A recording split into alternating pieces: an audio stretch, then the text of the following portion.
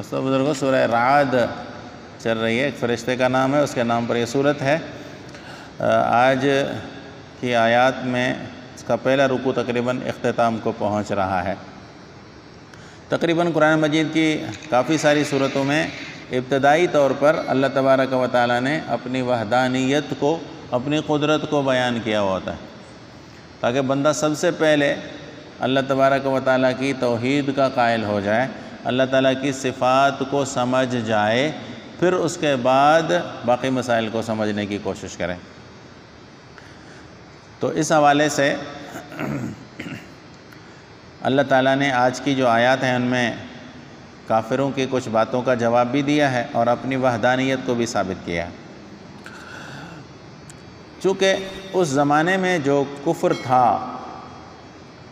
وہ جس طرح اس نے خدا بہت بنائے ہوئے تھے، عبادت کے لائق بہت بنائے ہوئے تھے، اور وہ سمجھتے تھے کہ ایک خدا سارے کام کیسے کرے گا، یہ سارے ہمارے کام ایک اللہ کیسے کر سکتا ہے؟ تو کسی کے ہاتھ میں کیا دے دیا اللہ نے، کسی کے ہاتھ میں کیا دے دیا ہوا ہے، اور سارے کام تھوڑی اللہ کرے گا۔ اللہ نے کام بانٹ دیے ہیں، اور یہ ان کے لیے بڑے تعجب کی بات تھی کہ سارے کام اللہ ہی سنبھالتا ہے۔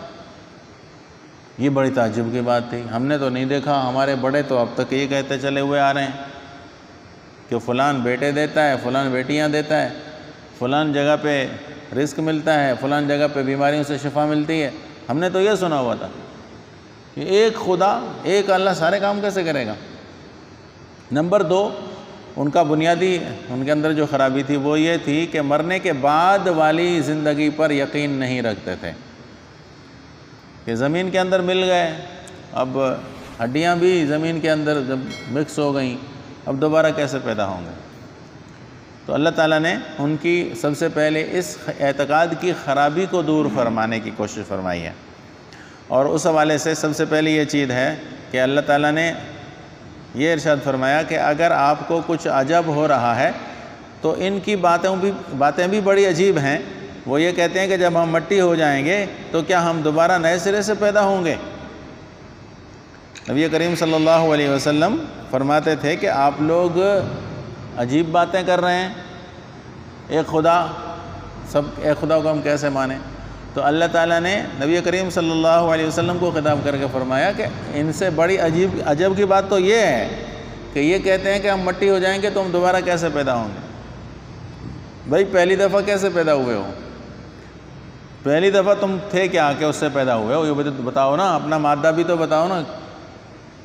اللہ تعالیٰ نے جب پہلی دفعہ تمہیں بنایا ہے بغیر کسی شے کے، اب تم اتنے بڑے بن گئے ہو اور تمہارا مادہ پڑا ہوا ہے، اسی سے اللہ تعالیٰ کو دوبارہ بنانے میں کون سا مسئلہ ہے؟ ایک تو ہے نا کہ کوئی چیز ہو ہی نہ، اس سے بنانا کمال ہے، اور جب ایک دفعہ بن جائے تو اس کی مرمت کرنا تو آسان کام ہے۔ یہ تو تمہاری دوبارہ مرمت ہو رہی ہے، گویا کہ دوبارہ تمہیں پیدا کیا جائے گا، تو مرمت ہوئی نا۔ پہلی دفعہ پیدا کرنا مشکل کام تھا، وہ ہو گیا۔ اچھا، اللہ فرماتے ہیں اولئک الاغلال فی اعناقہم، اب ان لوگوں نے دنیاوی چیزوں کے پیچھے پڑ کر اللہ تعالیٰ کی وحدانیت کا انکار کر دیا۔ اللہ فرماتا ہے قیامت کے دن تو ان کے گلوں میں، ان کے گردنوں میں بڑے بڑے طوق ہوں گے، اور یہی جہنم والے ہوں گے جس میں یہ ہمیشہ رہیں گے۔ حدیثوں میں آتا ہے، بہت ساری حدیثوں میں آتا ہے کہ جو شخص دنیا جمع کرنے والا ہے، جس کے پاس ناجائز کی دنیا جمع ہو جائے، دوسروں کا حق دبا کر دنیا جمع کرے، تو قیامت کے دن ایک حدیث میں یوں آتا ہے کہ ایک بالشت کے برابر بھی اگر کسی نے زمین کسی کی اٹھا لی، کسی کا زمین زبردستی ہتھیا لی، تو ساتوں زمینوں تک، اب ایک زمین کا حجم جو ہے وہ پچھلی دفعہ میں نے آپ کو بتایا تھا کہ 26,000 میل ہے۔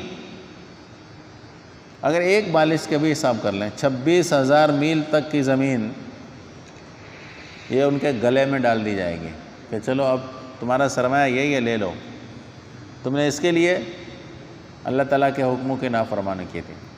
پھر فرمایا دوسری چیز کہ یہ جہنم میں ہمیشہ رہیں گے۔ جنتی تو جنت میں ہمیشہ رہیں گے، کتنا عرصہ رہیں گے؟ 1000 سال، 100 سال، لاکھ سال، کروڑ سال، پدم سال، ذہن کام چھوڑ جائے گا، اعداد ختم ہو جائیں گے، لیکن جنت اور جنت کی نعمتیں ختم ہونے والی نہیں ہیں، جنتی جنت میں ہمیشہ ہمیشہ۔ اس طرح کافر بھی جہنم میں ہمیشہ ہمیشہ کے لیے رہے گا، وہاں تمنا کرے گا یا ونادو یا مالک لیقض علینا ربک، وہ جہنم کے جو افسر ہوگا بڑا، اس کو کہیں گے کہ اللہ تعالیٰ کو آپ جا کر ہمارا پیغام پہنچاؤ کہ ہمیں موت دے دے، یعنی موت کی تمنا کریں گے وہاں کہ اب ہمیں موت آ جائے، ہم مر جائیں، ہمارے لیے اچھا ہے، اب ہم زندہ نہیں رہنا چاہتے۔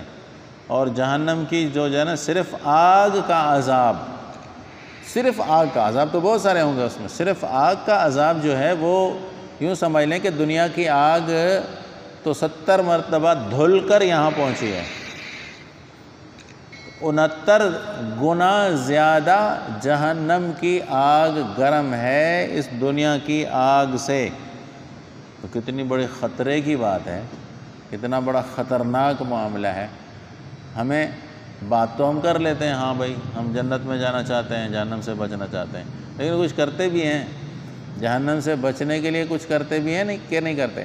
وہ آگے آیت میں آ رہا ہے نا کہ یہ کہتے ہیں کہ جی ہم نے کون سا گناہ کر لیا، کہ کوئی تکلیف آ جاتی ہے نا پھر انسان یہ کہتا ہے کہ پتہ نہیں مجھ سے کون سے گناہ ہوئے ہیں کہ جن کی سزا مجھے مل رہی ہے۔ وہ گناہوں کی سزا تو یہاں دنیا میں اللہ فرمائے میں تو معاف کر دیتا ہوں، دنیا کی سزا میں دیتا ہی نہیں ہوں، اکثر تمہارے گناہوں سے میں درگزر کر کے تمہیں چھوڑ دیتا ہوں۔ چاروں طرف گناہوں نے گھیرا ہوا ہے، لیکن ناز یہ ہے کہ جی میں تو بس نمازی بن گیا تو میں نے سب کچھ کر لیا۔